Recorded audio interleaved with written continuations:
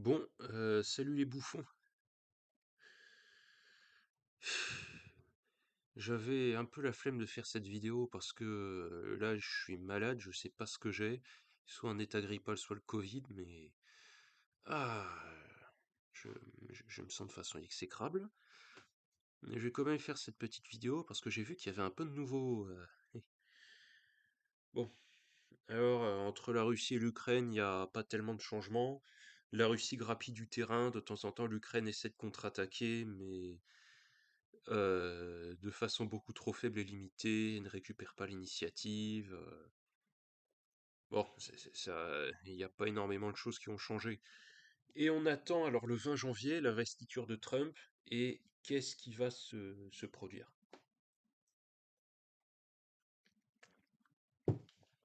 Je vais peut-être vous livrer le fond de ma pensée sur le sujet. Euh, je pense que Trump, son premier accord de paix, je crois que j'en avais déjà parlé dans une vidéo précédente, c'est quelque chose qui sera jamais accepté tel quel par la Russie. Trump, il prévoyait qu'il y ait une reconnaissance des territoires actuellement contrôlés par la Russie. Il prévoyait que le reste, ça soit une Ukraine indépendante, possiblement arrimée à l'OTAN, avec des patrouilles de troupes européennes pour surveiller la frontière avec la Russie. Lui, il souhaite désengager les États-Unis du coin, du coup, il veut pas envoyer de troupes états-uniennes pour surveiller là-bas, il veut que ce soit les troupes européennes. Donc on voit la logique de rationalisation de l'impérialisme états-unien pour prioriser certains fronts, notamment celui par rapport à la Chine. En revanche, ce plan, en l'état, il sera jamais accepté par la Russie parce que la Russie, le temps joue de son côté. Chaque jour, elle gagne des territoires, du coup, elle n'ira pas se contenter des territoires actuellement contrôlés, elle va réclamer beaucoup plus. Pour elle, l'Ukraine,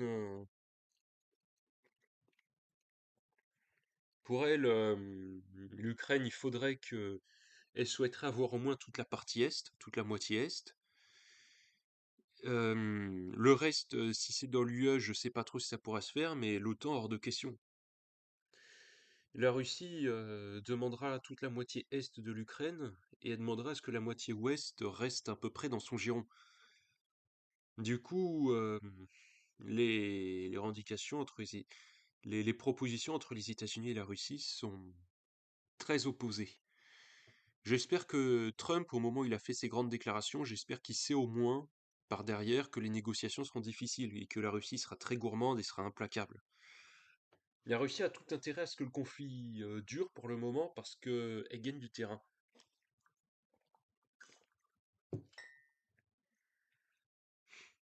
La Russie a le temps, du coup, elle pourra faire en sorte de laisser traîner les négociations pour demander, pour demander à ce que ces exigences soient satisfaites. Alors bien évidemment, si les États-Unis et la Russie trouvent un accord, ça suffit pas, encore faudrait-il que l'Ukraine l'accepte.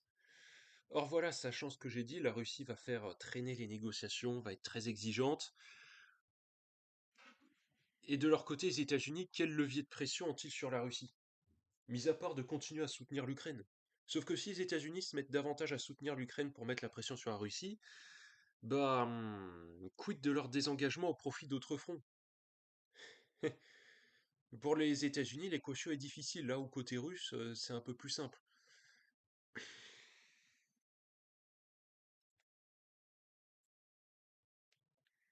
Euh, Bref. C'est pour ça que je pense que si les États-Unis et la Russie trouvent un accord, je pense que ça se fera sur le dos de l'Ukraine.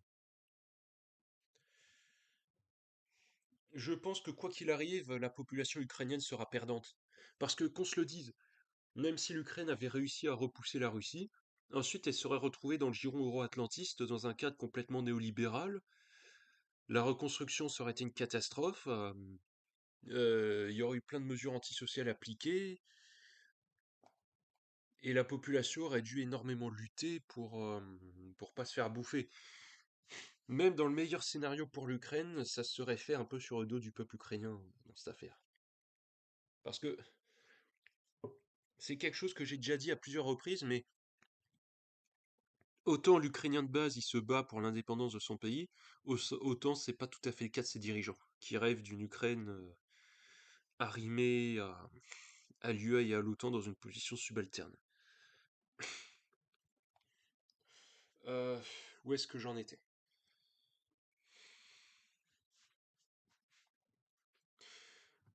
Ensuite,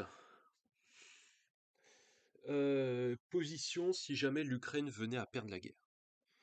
Si l'Ukraine perdait, ce qui risque de plus en plus d'arriver actuellement, alors ça serait d'un côté une défaite du droit international, mais qu'on se le dise, le droit international, c'est pas la première fois qu'il est bafoué.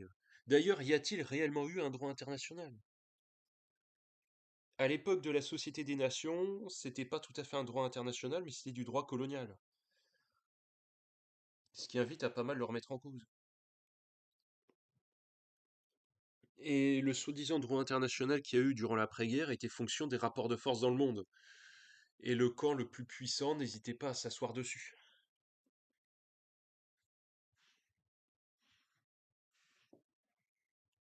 La Russie s'assoit complètement sur le droit international en attaquant l'Ukraine, c'est vrai. Mais après, du côté des États-Unis, bah, ils ont fait pareil avec l'Irak.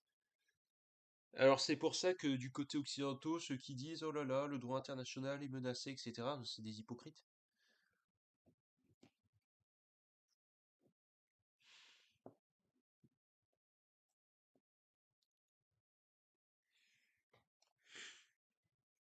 L'Occident est hypocrite, il n'est pas crédible dans cette affaire.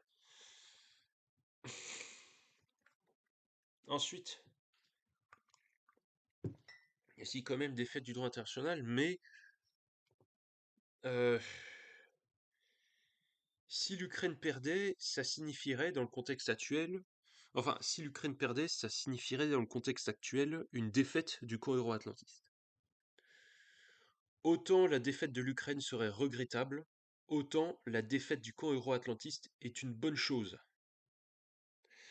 Parce qu'une défaite du camp euro-atlantiste affaiblirait les bourgeoisies de ce camp, notamment la bourgeoisie domiciliée en France. Ça affaiblirait ces instances, notamment l'UE et l'OTAN, qui sont gardiennes du capitalisme et du néolibéralisme, version économique et version militaire. Et du coup, l'affaiblissement de tout ça, ça gênerait le maintien du statu quo néolibéral actuel. Enfin, statu quo dans la régression, hein.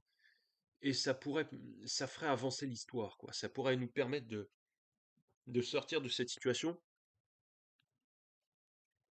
Alors la transition, elle sera douloureuse, hein. La transition entre des modes de régulation et surtout entre des modes de production, ça se fait pas sans un certain chaos. Mais il va falloir en passer par là pour quitter le néolibéralisme qui, si on continue sur un même lancé, ça nous amène dans le mur. C'est pour ça qu'il faut qu'il se passe quelque chose. L'idéal, ça aurait été que l'Ukraine réussisse à gagner, mais qu'en même temps le camp euro-atlantiste perde. Ça aurait été le scénario idéal à mes yeux, mais vu la façon dont les événements se déroulent, j'ai l'impression que une défaite devra nécessairement s'accompagner de l'autre.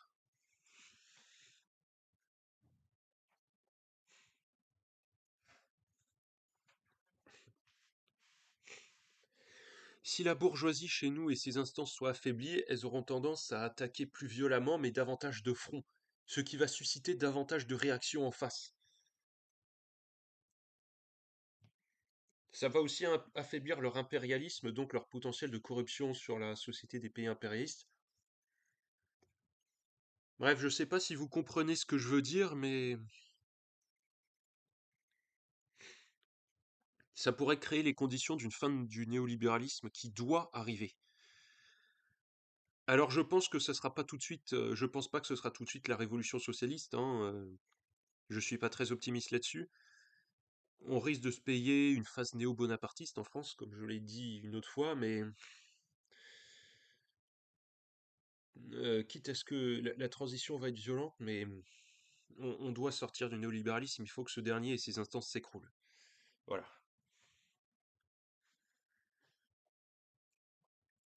Du côté ukrainien, il y en a beaucoup qui croient dans l'UE et dans l'OTAN, mais du côté de l'UE, ça préfère suivre les États-Unis. Les États-Unis, là, ils souhaitent se désengager. Visiblement, Trump a dévisé sur le Groenland. Ouais, alors, je crois que j'avais parlé dans une vidéo live, vlog audio précédente. Je vais parler des États-Unis qui essaient de rationaliser leur impérialisme. Donc se désengager de certains fronts, notamment l'Ukraine, pour pouvoir davantage s'occuper du Pacifique et de la Chine. Bah là, ce qui se passe au Groenland, ça va plutôt dans le sens d'une dispersion. La situation au Groenland est compliquée. Pendant la Seconde Guerre mondiale, le Danemark a été occupé par le Troisième Reich et a collaboré. Là où le Groenland a été occupé par les États-Unis et du coup se sont opposés au Troisième Reich. Depuis, il y a une certaine haine au Groenland envers le Danemark et certaines opinions positives sur les États-Unis.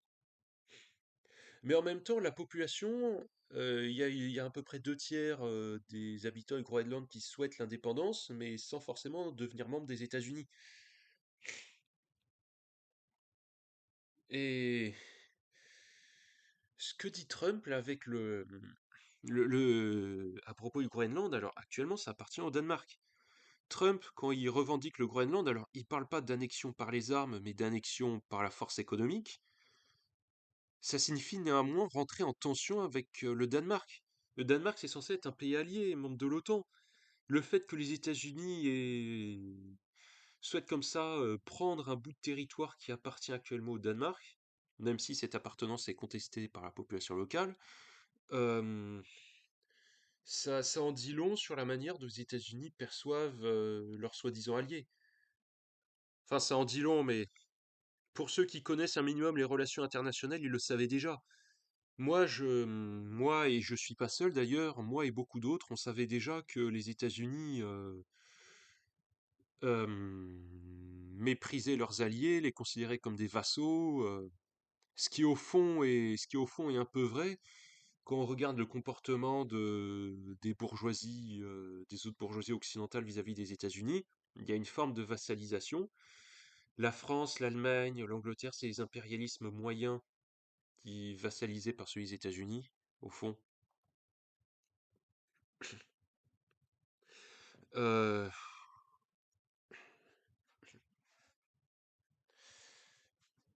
Avant, c'était déjà le cas, hein. Pour rappel, alors, tous ceux qui ont une tendance un peu souverainiste, ils vont le savoir, mais le débarquement en Normandie, à la base, le but des États-Unis, c'était de mettre la France sous tutelle. Ils avaient imprimé des billets de francs qui ressemblaient beaucoup à des dollars. Si ça s'est pas produit, c'est parce que la résistance leur ont coupé l'herbe sous le pied, notamment De Gaulle a essayé de placer ses hommes pour mettre les États-Unis devant le fait accompli, devant un gouvernement de fait. Il y avait aussi le PCF qui se méfiait beaucoup des États-Unis. Bon, ils étaient à l'Est, mais en l'occurrence, on n'était pas menacé de se faire envahir par l'URSS. On était plus loin. Il y a eu tout un concours de circonstances qui fait qu'on a pu éviter la mise sous tutelle, mais c'est pas passé loin. Ensuite, les États-Unis ont renoncé à ce projet parce que du fait de la menace du bloc de l'Est, il fallait qu'ils se montrent plus conciliants avec l'Ouest pour essayer d'endiguer l'avancée de l'URSS, la logique du containment. L'Allemagne et le Japon, alors à la base, les États-Unis avaient prévu d'en faire des pays complètement désindustrialisés, uniquement agraires. Mais ils ont renoncé à ça et ils ont finalement aidé à leur reconstruction et à leur développement, parce qu'ils se sont dit que si jamais ils restaient sur leur plan initial, il y aurait eu des révolutions communistes et les pays se seraient retrouvés membres de l'URSS. Ils se sont dit, valait mieux être plus conciliant d'un point de vue stratégique pour contenir l'URSS. Voilà. Ça fait longtemps que les États-Unis nous considèrent comme des vassaux. Simplement, là, avec Trump, avec sa manière de s'exprimer, bah, il dit les choses davantage frontalement. Là où avant, ce mépris existait déjà, mais il était juste plus larvé. Voilà. J'ai parlé de ça. Alors, ah, le conflit israélo-palestinien, un cessez-le-feu entre le Hamas et Israël. Il est arrivé. Un accord qui prévoit que les troupes israéliennes se retirent progressivement, que les otages du Hamas soient libérés. Bon. Alors en revanche, il y a eu beaucoup de scènes de liesse, mais il faut pas se réjouir trop vite parce que du côté Israël, quand ils s'expriment sur l'accord, ils ne le décrivent pas tel qu'il est. Ils utilisent des termes différents, signe qu'ils ne veulent pas respecter complètement l'accord. Autrement dit, cet accord est fragile, Israël pourrait chercher à se venger et à relancer la guerre. Donc attention à pas se réjouir trop vite, la situation reste tendue. Et puis peut-être que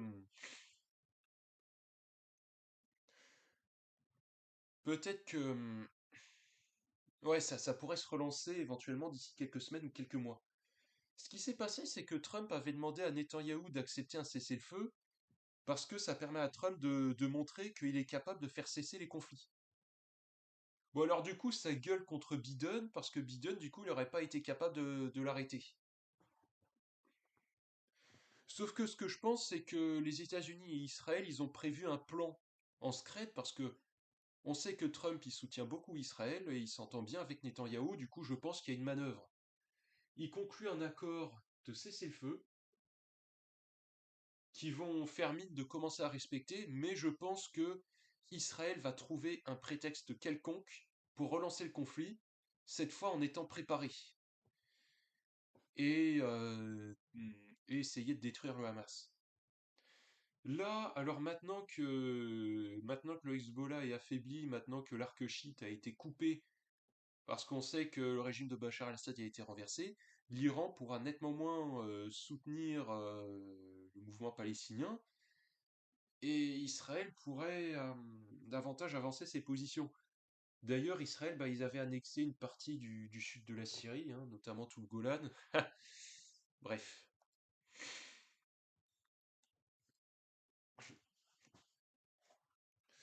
Ah, quel merdier. Alors, j'ai parlé donc un petit peu de l'Ukraine, j'ai parlé donc Groenland, conflit israélo-palestinien. Attendez, je vais regarder un petit peu mes papiers là.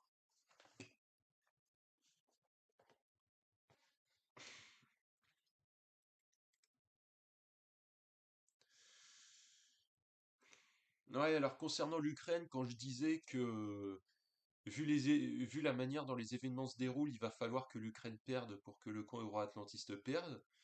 Ça me fait pas forcément plaisir de dire ça, parce que moi, de base, je défends la souveraineté contre l'impérialisme. Je défends la souveraineté contre l'impérialisme, ça me fait pas plaisir de dire ça, mais j'ai l'impression que c'est seulement à ce prix que l'ordre néolibéral occidental pourrait être suffisamment affaibli afin de s'écrouler avant qu'on ait atteint le point de non-retour.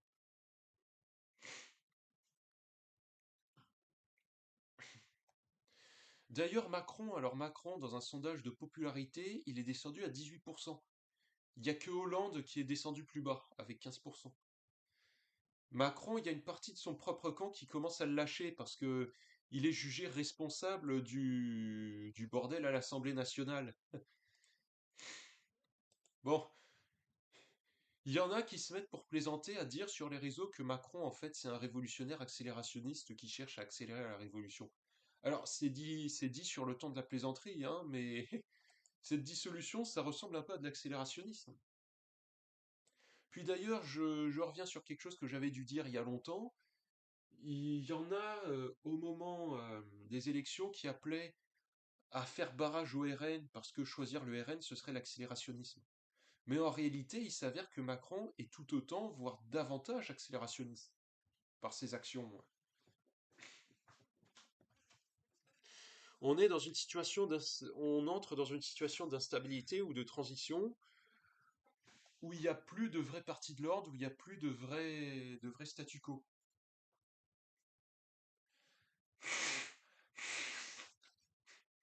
Le RN cherche à être le parti de l'ordre, mais eux, s'ils arrivent au pouvoir, il va aussi y avoir des mobilisations contre eux. Bref, on va dans une période de turbulence.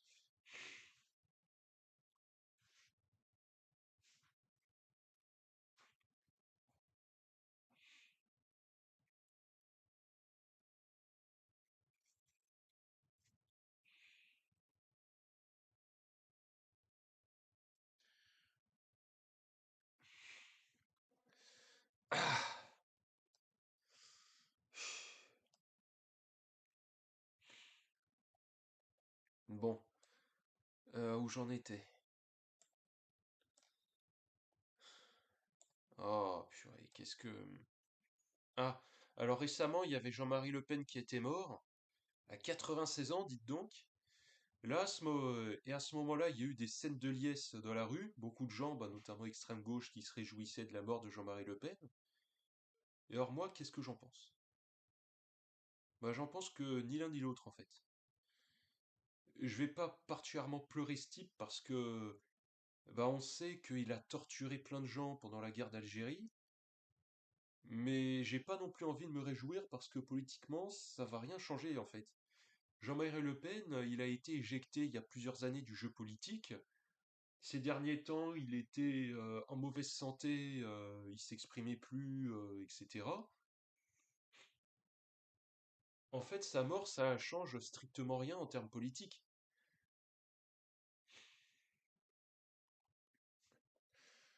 Il y a des types là d'extrême gauche, Antifa, qui se réjouissent, mais qui regardent en face le bilan des dernières décennies.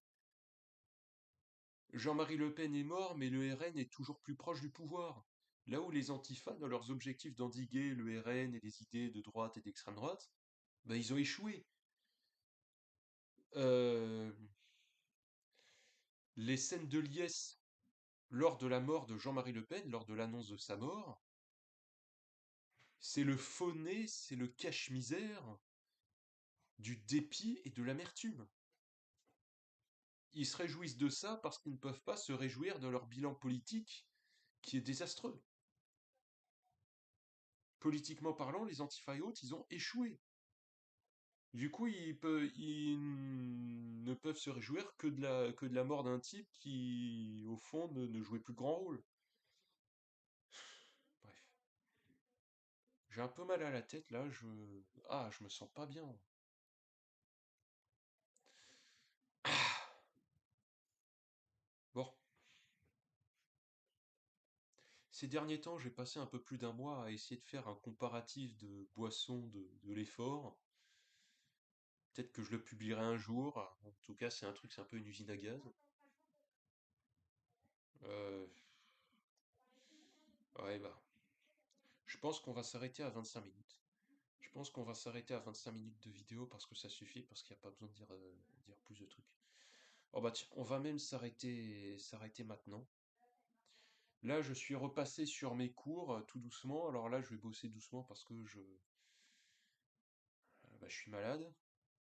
Bah, du coup, voilà, à la prochaine fois. À plus.